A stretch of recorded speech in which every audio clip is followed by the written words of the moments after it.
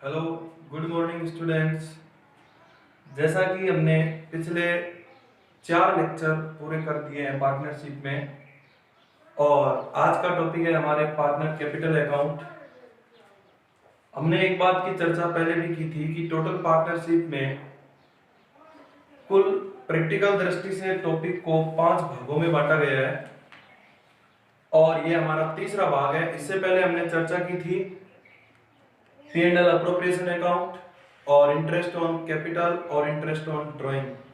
ये तीसरा बड़ा टॉपिक है पार्टनर कैपिटल अकाउंट, और इसके बाद 2 और प्रैक्टिकल टॉपिक है।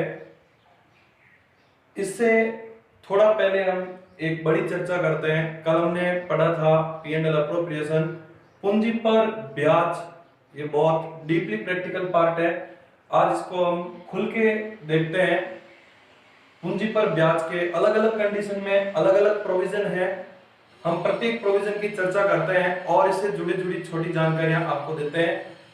ट्राई करें, आप इसे आराम से समझें, ध्यान से देखें। ओके, सबसे पहली इंपॉर्टेंट बात है, और आप इसे अपनी नोटबुक में नोट भी करें। सबसे पहली पूंजी पर ब्याज की इंपॉर्टेंट बात है कि पूंजी पर ब्याज हमेशा प्रारंभिक पूंजी पर दिया जाता है। हमेशा प्रारंभिक पूंजी पर दिया जाता है। हमेशा प्रारंभिक पूंजी पर दिया जाता है। तो स्टूडेंट्स, यदि प्रश्न में प्रारंभिक पूंजी नहीं दे रखी है तो ये आपका काम बनता है कि आप प्रश्न में प्रारंभिक पूंजी की गणना करें।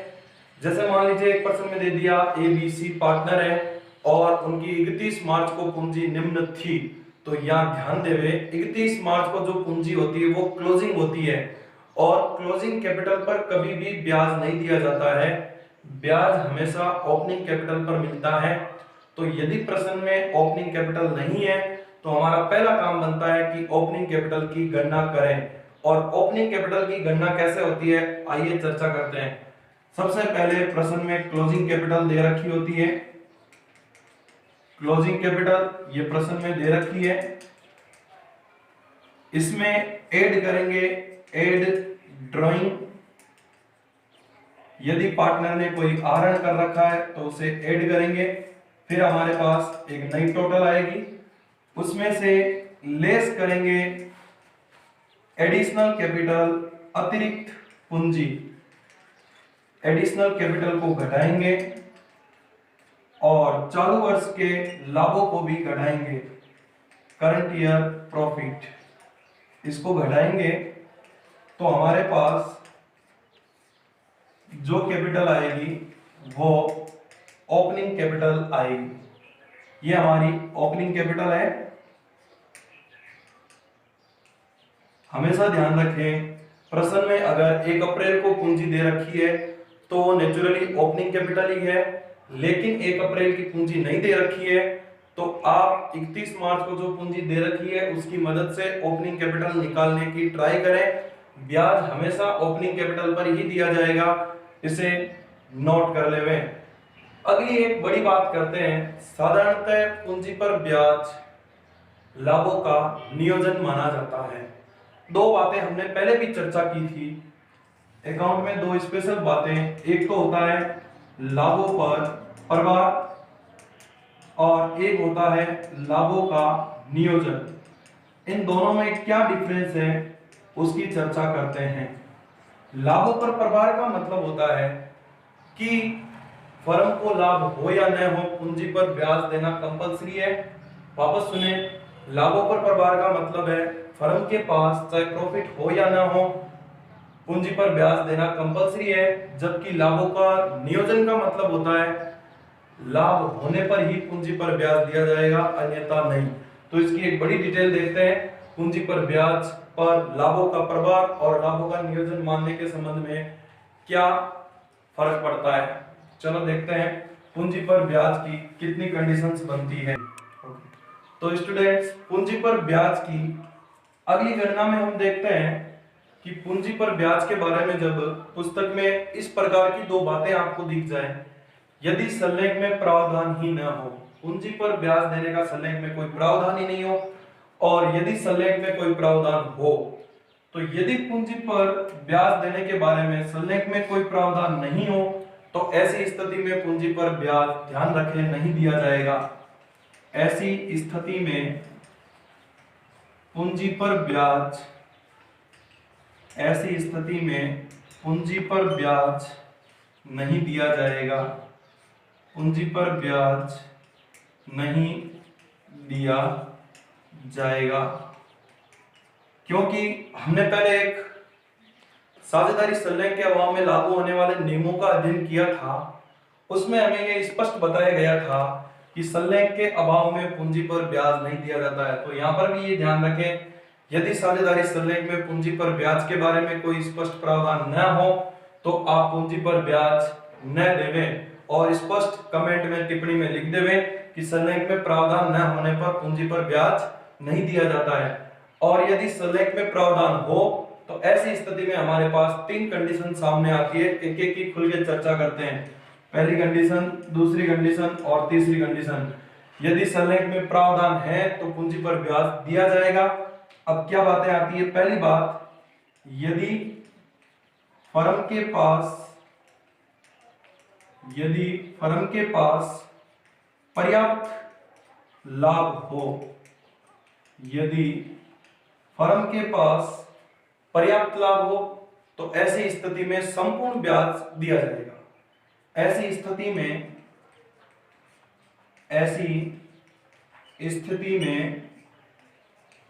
संपूर्ण ब्याज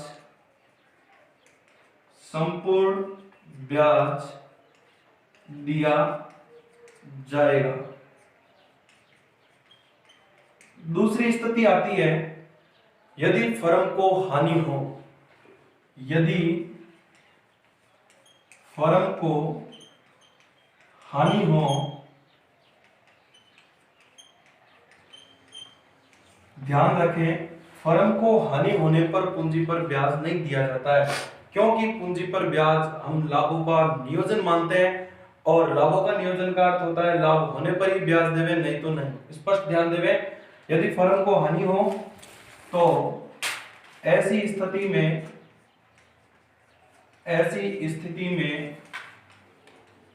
पूंजी पर ब्याज नहीं दिया जाएगा, नहीं दिया जाएगा। तीसरी कंडीशन आती है कि फर्म के पास लाभ होते तो है लेकिन पर्याप्त नहीं होते हैं, अपर्याप्त होते हैं। जब फर्म के पास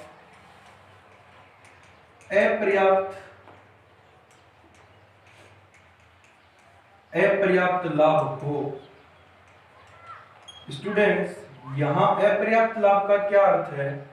तो स्टूडेंट्स हमारी ये चर्चा चल रही थी कि यदि फर्म के पास अपर्याप्त लाभ हो, अपर्याप्त लाभ का मतलब होता है लाभ होता तो है लेकिन पूंजी पर ब्याज को पूरा करने के लिए पर्याप्त नहीं होता है, अर्थात हम लाभ की इस मात्रा से संपूर्ण पूंजी पर ब्याज नहीं दे सकते हैं। एक बार इधर वापस चर्चा देखते हैं कि यदि संलेख में पूंजी पर ब्याज का प्रावधान न हो तो ऐसी स्थिति में पूंजी पर ब्याज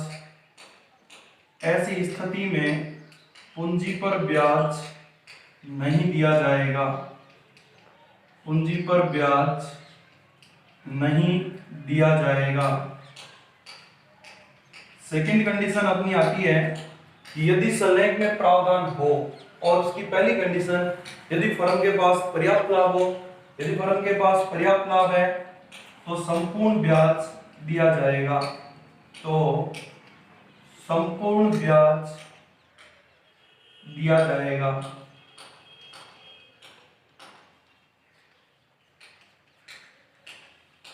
यदि फर्म को हानि होने पर पूंजी पर ब्याज नहीं दिया जाता है, क्योंकि पूंजी पर ब्याज लाभों का नियोजन होता है, ये लाभों पर प्रभार नहीं होता है, अतः हानि होने पर पूंजी पर ब्याज नहीं दिया जाएगा। यदि फर्म को हानि हो तो ऐसी स्थिति में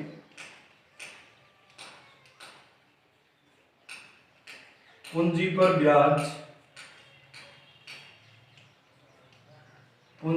ब्याज नहीं दिया जाएगा।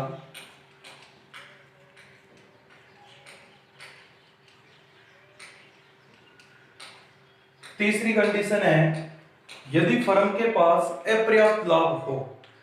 अपर्याप्त लाभ अभी थोड़ी देर पहले चर्चा की थी कि लाभ उपलब्ध तो है लेकिन इतने पर्याप्त नहीं है कि पूंजी पर ब्याज को पूरा कवर कर सकें। तो ऐसी स्थिति में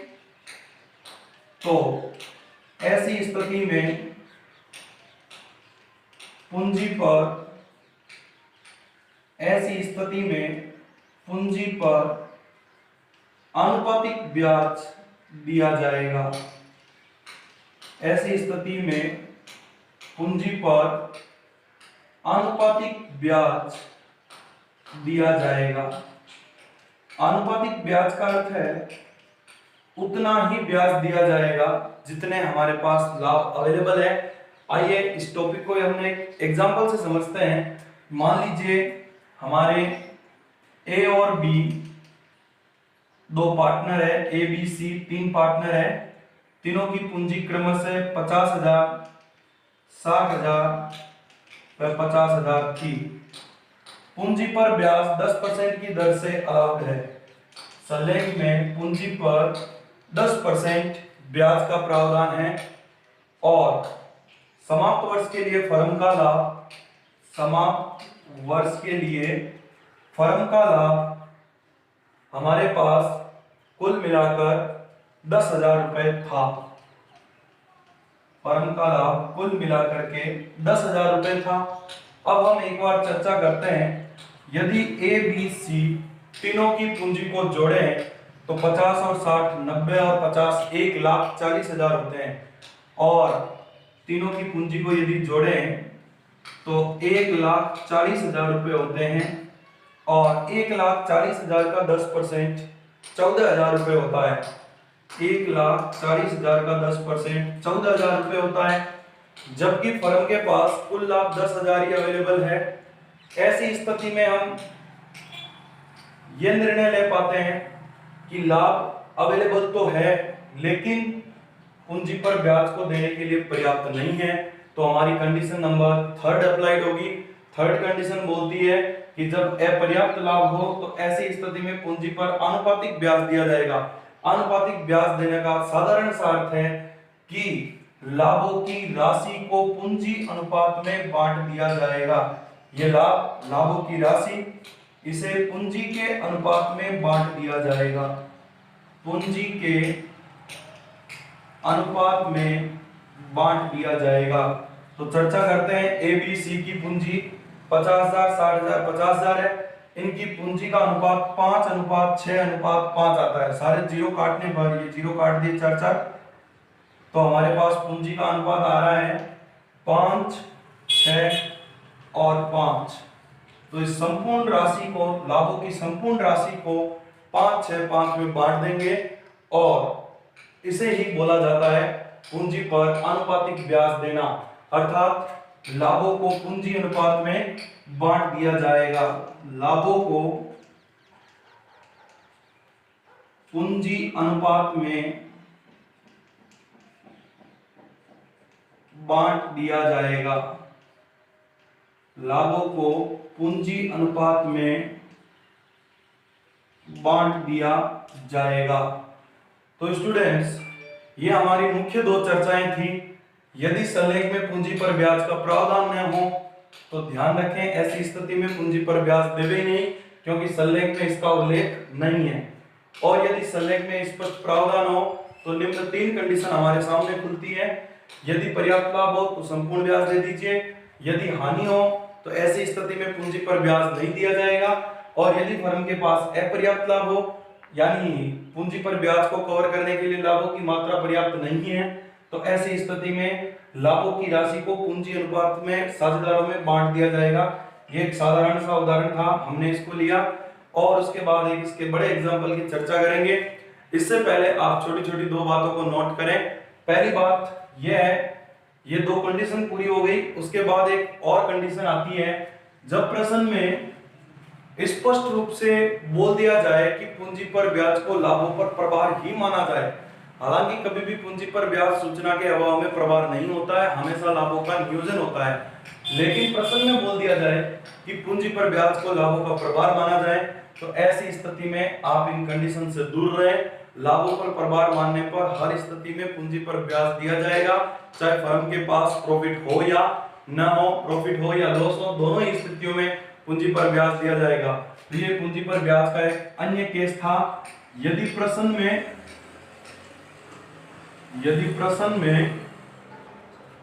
स्पष्ट बोल दिया जाए, यदि प्रश्न में स्पष्ट बोल दिया जाए कि पूंजी पर ब्याज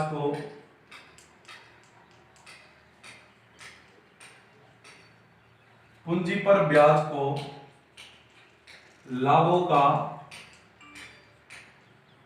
प्रभार माना जाए, लाभों का प्रभार माना जाए, तो हम इस स्थिति में हमेशा ध्यान रखें, पूंजी पर ब्याज दिया जाएगा। Interest will be given on capital if loss if profit, चाहे प्रॉफिट हो या लॉस हो, दोनों ही स्थिति में पूंजी पर ब्याज देना कंपलसरी होगा। पूंजी पर ब्याज कंपलसरी माना जाएगा, पूंजी पर ब्याज कंपलसरी माना जाएगा। तो स्टूडेंट, पूंजी पर ब्याज की मोस्टली 3 चर्चाएं थी। संलेख में उल्लेख हो, संलेख में प्रावधान न हो और स्पष्टतः बोल दिया जाए कि पूंजी पर ब्याज को लाभों पर प्रभार माना जाए। तो ये तीनों ही कंडीशन पूंजी पर ब्याज के लिए एकदम इंपॉर्टेंट बात थी। इसके अलावा आप एक इंपॉर्टेंट बात और ध्यान रखें कि पूंजी पर ब्याज हमेशा प्रारंभिक पूंजी पर दिया जाता है। यदि प्रश्न में प्रारंभिक पूंजी नहीं हो, 31 मार्च की पूंजी दे रखी हो, तो ऐसी स्थिति में आप प्रारंभिक पूंजी ज्ञात करें। और प्रारंभिक पूंजी ज्ञात करने का फॉर्मूला आपको पता है, closing capital at drawing less additional capital less current year net profit बराबर ओपनिंग कैपिटल। तो अभी हम एक बड़े प्रैक्टिकल चर्चा पे चलते हैं कि आनुपातिक ब्याज का ट्रीटमेंट क्या है, देखते हैं। इसे एग्जांपल की मदद से समझते हैं, ध्यान देते हैं।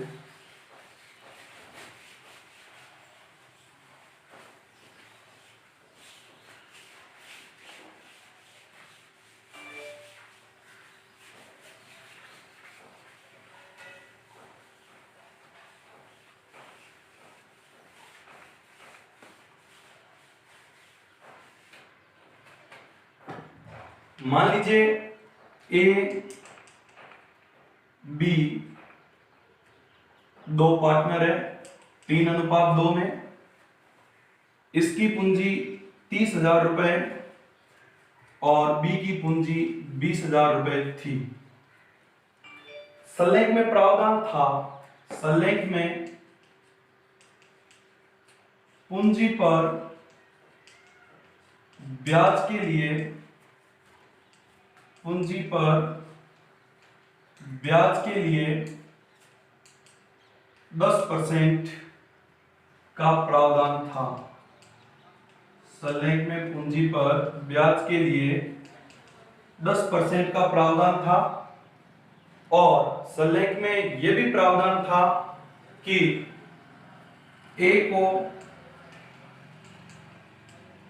1,000 रुपए मासिक वेतन दिया जाए, ए को 1,000 रुपए मासिक वेतन दिया जाए और समाप्त वर्ष का हमारा कुल लाभ, समाप्त वर्ष का कुल लाभ 15,000 रुपए था। तो हम इसके डिस्ट्रीब्यूशन के लिए P&L अप्रोप्रिएशन अकाउंट बनाएंगे और वहां पर ये चीज समझने की ट्राई करेंगे कि आनुपातिक ब्याज कैसे दिया जा रहा है। और एक इंपॉर्टेंट चीज ध्यान रखें, किसी भी पार्टनर को वेतन देना नियोजन नहीं प्रभार माना जाएगा, वेतन दिया ही जाएगा, लेकिन पूंजी पर ब्याज तभी दिया जाएगा जब पर्याप्त लाभ बचेंगे। तो मैं एक P&L अप्रोप्रिएशन बनाता हूं। P&L appropriation account. ये P&L अप्रोप्रिएशन अकाउंट है, ये डेबिट पक्ष, ये क्रेडिट पक्ष, डेबिट पक्ष। समाप्त वर्ष का लाभ 15,000 रुपये था बाई P&L अकाउंट 15,000 रुपये। अब सबसे पहले हमारा काम बनता है कि हम ए को उसका वेतन देवे। 1,000 रुपये मासिक वेतन है तो 12 महीनों के 12,000 रुपये होते हैं। खर्चे हमेशा P&L अप्रोप्रिएशन के डेबिट में आते हैं। To salary to a account 1,000 into 12,000 रुपये। ए को वेतन दे दिया, 15,000 का प्रॉफिट अवेलेबल था, 12,000 रुपये लग चुके हैं, 3,000 रुपये पीछे और बचे। और एक आइडिया लेते हैं कि पूंजी पर ब्याज बनता कितना है। इधर 30,000, इधर 20,000, टोटल पूंजी हो गई अपनी 50,000। और 50,000 पर अगर 10% लगाएं तो 5,000 रुपये ब्याज के बनते हैं। 50,000 का 10% करें तो 5,000 रुपये ब्याज के बनते हैं। जबकि हमारे को समझ में आ रहा है कि हमारे पास 5,000 के लाभ अब नहीं बचे हैं। 15,000 का प्रॉफिट था, 12,000 रुपये लग गए, 3,000 रुपये ही बचे हैं। तो यहाँ वो कंडीशन अप्लाई हो रही है कि पूंजी पर ब्याज अपर्याप्त लाभों की स्थिति में कैसे दिया जाए। तो आपको समझाया गया था कि अपर्याप्त लाभ होने पर पूंजी पर ब्याज आनुपातिक रूप से दिया जाएगा। आनुपातिक मतलब पूंजी अनुपात में बांट दिया जाएगा। ए और बी की पूंजी का अनुपात क्या है? ये ए और बी की पूंजी 30,000 और 20,000, तो पूंजी का अनुपात बनता है 3:2। बचा हुआ प्रॉफिट हमारा कितना है? 15 में से 12 गए 3, 3,000 को 3:2 में बांट दीजिए। तो देखिए बांटते हैं। To H capital account 3,000 into A K अनुपात का रेशियो है 3 बट्टा अनुपातों का कुल योग 3 + 2 = 5। यहां बट्टा 5 लगा देंगे तो यहां इसके आएंगे 1,800 रुपए। और फिर टू बीज कैपिटल बी का अनुपात है 2, ये 2, 3,000 प्रॉफिट, बी का अनुपात 2 बट्टा अनुपातों का योग 5। तो यहां करने पर हमारे आए 1,200 रुपए और यहां पर ये खाता समाप्त हो जाएगा 15,000 रुपए और यहां पर भी 15,000। तो ये बहुत ही एक इंपॉर्टेंट प्रैक्टिकल टॉपिक था कि पूंजी पर ब्याज का प्रावधान। 3 कंडीशन स्पेशलाइज की गई थी जिसमें ये बहुत क्रिटिकल कंडीशन थी। मेरे हिसाब से स्टूडेंट्स समझ में आ गया होगा। चलिए अगले टॉपिक में और मिलते हैं।